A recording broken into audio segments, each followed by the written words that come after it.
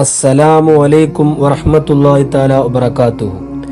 ഏകനായ അല്ലാഹു സുബ്ഹാനഹു വ തആലയുടെ തൃപ്തി നമുക്ക് ഉണ്ടാകുക എന്നത് നമ്മളെ സംബന്ധിച്ചിടത്തോളം നമുക്ക് നിർബന്ധമായ ഒരു കാര്യമാണ്. അതില്ലാതെ നമുക്ക് ഇരുലോകത്തും വിജയിക്കാൻ കഴിയില്ല. അതിനു വേണ്ടിയാണ് നമ്മൾ അവനെ ആരാധിക്കുന്നതും അവനെ വഴിപ്പെട്ട് ജീവിക്കുന്നതും. നമ്മളെ സൃഷ്ടിച്ചതും പരിപാലിക്കുന്നതും ഏകനായ അല്ലാഹുവാണ്.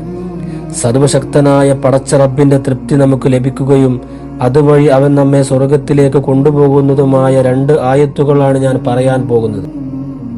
സൂറത്തുൽ ബഖറയിലെ അവസാനത്തെ 2 ആയത്തുകളാണ് ആമനർ റസൂലു ബിമാ ഉൻസില ഇലൈഹി മുതൽ ഫൻസുർനാ അലൽ ഖൗമിൽ കാഫിരീൻ അതുവരെ.